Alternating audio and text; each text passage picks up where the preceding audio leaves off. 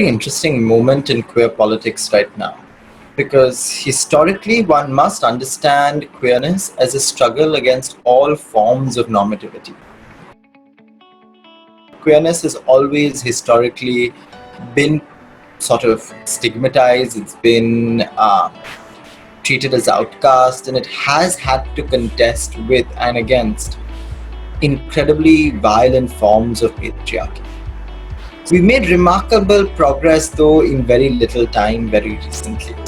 So the fight against 377, like you said, was a landmark fight, not only because it overturned the anti-sodomy law, which had become the sort of rallying point for the queer movement for many years, but also because it was the one thing that brought together all identities within the LGBTQIA plus spectrum under one umbrella cause, right?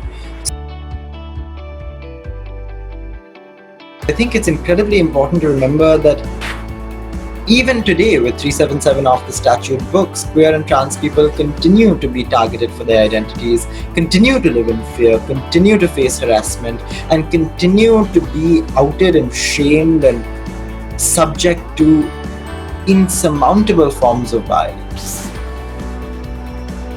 that are sort of washed away in this narrative that it's now legal to be gay. A court verdict does not mean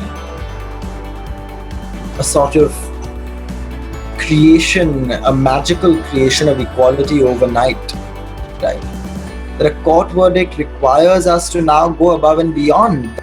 And the most important change you're going to see is that more young queer people are coming out than ever before, and they're more intersectional, and they come from all diverse sets of backgrounds than they ever did before, because they are finding themselves on the internet. They're finding themselves on democratic spaces like Instagram and Facebook and TikTok and Twitter, and they're really establishing ways to connect to each other.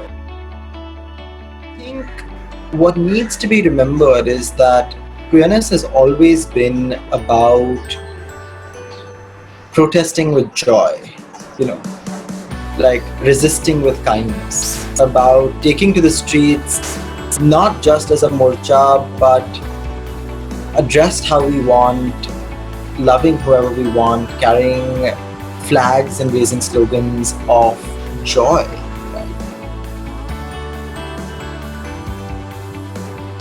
Subscribe to our YouTube channel and hit the bell icon so that you don't miss any videos by us.